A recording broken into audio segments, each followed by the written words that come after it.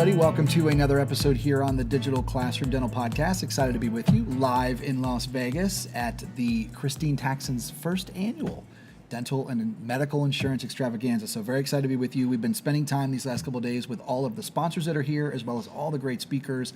So much great stuff going on. A lot of people learning great things about moving dentistry forward. And I'm very excited and honored to have the CEO and founder of Odyssey Management, TeresaDuncan, with me. Hello, Teresa. Hello, John. How are you? I'm doing wonderful. We were just talking about some serious things before we got here in the podcast about the conference, more along the lines of UFC, to be quite frank, right? The big fight is here. The big fight is and tomorrow. we are like right next to it. My hotel room overlooks the arena. It's killing me. But, you know, the atmosphere has been crazy. I think the Irish and the Russian have landed. So yes. The crowds are here. They're surrounding us. And here we are, this just medical and dental billing conference, and UFC is all around us. We just want to talk about healthcare. Exactly. Well, anyways, thanks so much for coming on the podcast. A true pleasure. And I know you're here speaking a couple times. I know yesterday you spoke about coding, things like that, or what have you. Preview of 2019 codes, because there's a lot going on. Yeah. And then you're doing a little breakout session, this afternoon. Really was curious, have you shared maybe a little bit about what you talked about yesterday first, as people are learning more and more, want to know more about the codes and kind of what some of your key topic points were. So when I was talking yesterday about the new codes for 2019, what ends up happening is we are now, as the codes change, we're starting to see it move more into case management and documentation. And a lot of the code changes, the revisions, actually had to do with clarification for documentation purposes. And then, of course, we had some new codes for blood pressure, for blood glucose screening. Mm-hmm. So all of this together tells me that we are really moving into that merger. We've been talking about it for years, right? But now we have this merger between dental and medical, and I mean, it just makes sense. What she's doing here is groundbreaking. We don't have a conference like this in our industry that just focuses on the billing.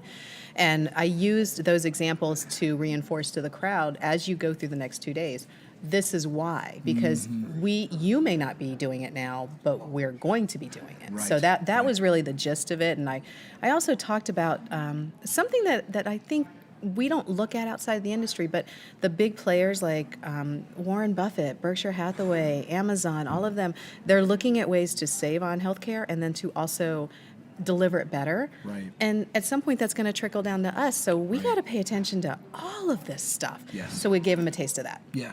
Well, I love that. It's interesting you say that, right? Because I think that for so many years, and maybe people have looked upon it to be, comfortable in the industry. And but now the game is changing. And it requires, it's interesting, Teresa. A lot of people that I've spoke with, you mentioned it. There are a lot of things that people have wanted to be with dental and medical together. But with that comes a lot of responsibility and a lot of accountability. A lot of responsibility, and the government is one of the big things that's going to keep us honest. So there's so many regulations, so many rules. I personally, my clients, when I was consulting, I did not guide them with Medicare. I always sent them off to experts like Christine, because the regulation, the load is huge. And if you're going in this direction, which I think you should be looking at it, individual offices and groups. But you have to understand that you can't just do it and say, oh, it worked. Okay, great, let's keep doing it. There's forms to fill out. There's rules to observe. There's actual forms you have to give to the patient whether or not you do something. It's not just cut and dry like how we're used to, hey, you need a crown? Great. Okay, that's it. It's so different. Yeah, it really is.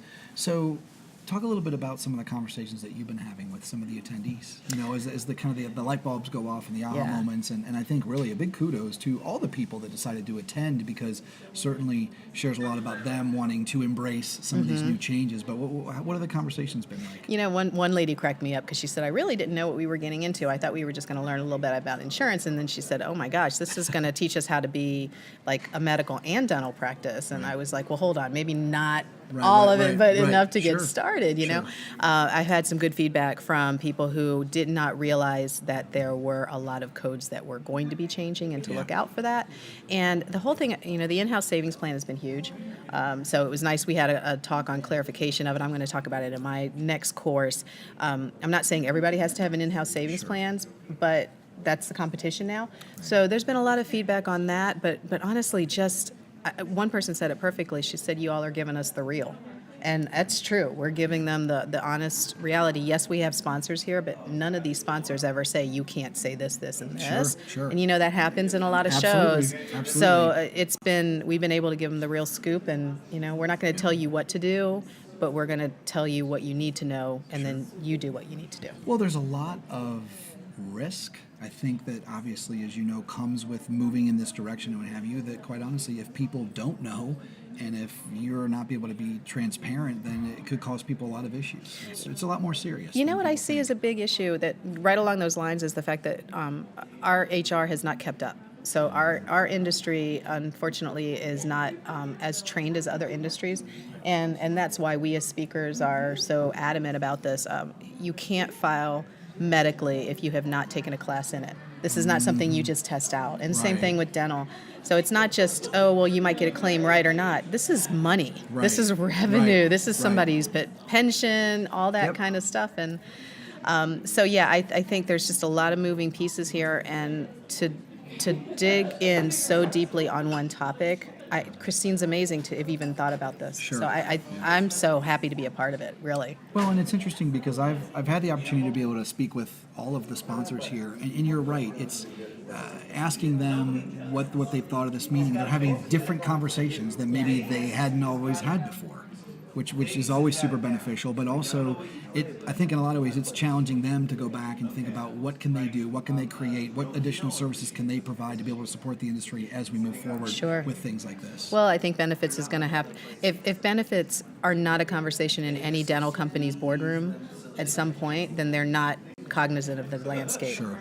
So if anything, if this has brought awareness, great. Absolutely. And I hope it continues to grow. If she doesn't do this again, I told her she's crazy if she doesn't do this again, right? Yeah. So, and she's not Absolutely. crazy, so she's going to do it again. Right, exactly. So you're actually, as soon as we get off this podcast, I know you just released a new book, so you're going to be doing a book signing. So talk about that. Yeah, so my book is called Moving Your Patients to Yes. It's actually been out a little bit, but, new editions and all that kind of stuff. And so I'm doing a book signing with Care Credit. They've been an amazing sponsor of mine for years, and so we'll do a book signing actually right across over there, and then it's off to teach another course.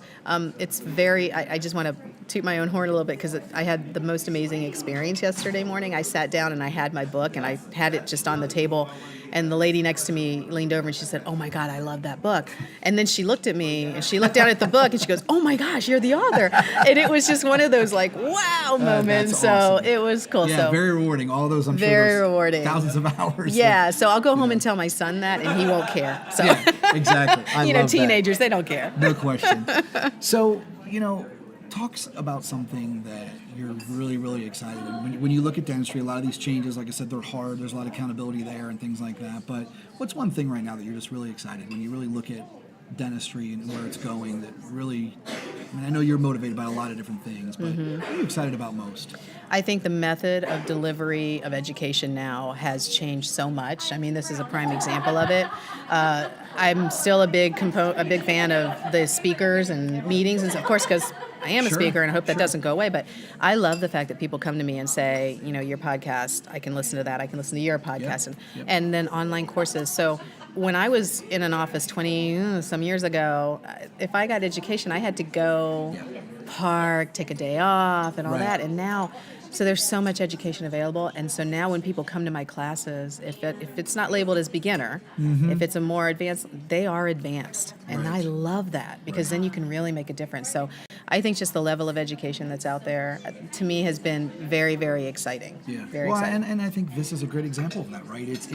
It's finding even these deeper niches of being more detailed. Like you mentioned, the attendee that was here and maybe had an expectation it was going to be just general in nature, only to walk away now with a lot of this detailed information. When I sat in on Christine's presentation yesterday, I sat in the back and it was all the cell phones. Yeah. Right? Like taking pictures of the screens, like I want that code. Nobody ever asks for notes anymore. They just pick up. That exactly. This is how they take notes now, This is and it's funny because I'm like, if you can like read my pictures, good, more power to you because I'm sitting there like we're older. Exactly. These things happen. Yes. Well, anyways, thank you so much for coming on the podcast. And again, you're doing such great things in the industry, and I'm sure to have a meeting like this, it goes along the lines with a lot of the work that you're doing. So I'm sure very, very rewarding and exciting to see where this goes next year. And yes, we're going to plead to Christine that she does it again. Absolutely. Well, thank you very much for having me on. Absolutely. Good luck the rest of the weekend. Thanks, you too.